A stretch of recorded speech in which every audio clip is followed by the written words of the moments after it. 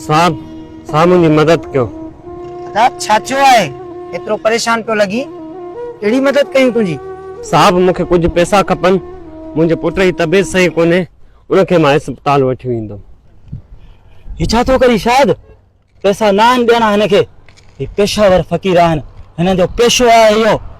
तोखे शर्म नथो अचे? पिनण जा नवा नवा तरीक़ा अख्तियार कयो था। अल्लाह न करे किथे हकीकत में तव्हां सां इहो मसइलो थिए त पोइ केरु तव्हांजी मदद कंदो।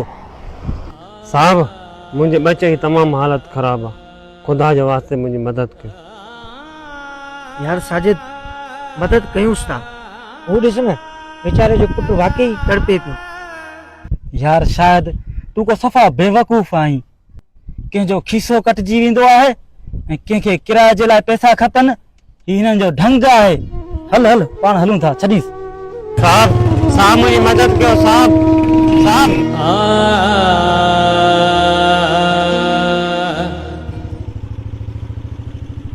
बी शायद हू ॾिस सुबुह खां वठी शाम अची थी आहे, अञा ताईं ॾिस पिनंदो थो वतई। मूं तोखे चयो न इहे ढंग कंदा आहिनि।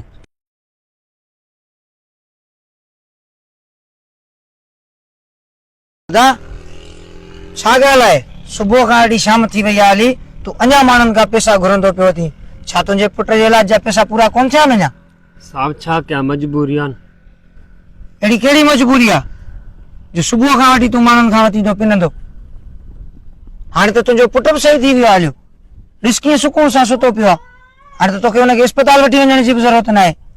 हाँ साहब हाणे मूंखे पंहिंजे पुट खे अस्पताल वठी वञण जी बि ज़रूरत न आहे। पोइ तूं अञा ताईं माण्हुनि खां पैसा घुरंदो पियो वठी? साहब सुबुह जो पैसा पे घुरियमि पंहिंजे पुट जे इलाज जे लाइ, हींअर घुरां पियो कफन दफन जे लाइ। छा? हाँ साहब सुबुह खां वठी मुंहिंजी कंहिं बि मदद न कई।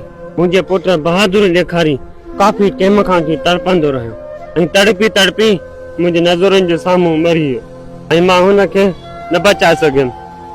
हाणे कलाक थी वियो कफन दफन जे लाइ घुरां पियो, केर बि मुंहिंजी मदद नथो करे। अदा मूंखे माफ़ कर यार, मूं तोखे ग़लति सम्झो। मूंखे लॻो तूं कूड़ थो ॻाल्हाईं। असां तुंहिंजी मदद कयूं आहे, शायद तुंहिंजो पुटु बची वञे हा। अदा जेको थी वियो उनखे त असां वापसि नथा करे सघूं, पर ही वटि कुझु पैसा पंहिंजे पुट जे कफन जो बंदोबस्तु कर। माफ़ अल्लाह तव्हांखे ख़ुशि कंदो। बेशक ज़िंदगी हिकु इम्तिहान आहे। कॾहिं कॾहिं इंसान ख़ुशहाल हूंदो आहे त कॾहिं वरी बेवस ऐं लाचार थी पवंदो आहे। हालात उनखे कमज़ोर करे छॾींदा आहिनि। गुरबत, बीमारी, बेरोज़गारी या कंहिं ओचिती मुसीबतुनि सबबि हू पंहिंजी ज़िंदगी जी जंग हाराए वेंदा आहिनि। असांखे घुर्जे त उन्हनि जी बेवसी ऐं मजबूरी खे सम्झूं ऐं उन्हनि खे इज़त ॾियूं, जेतिरो थी सघे त उन्हनि जी मदद कयूं।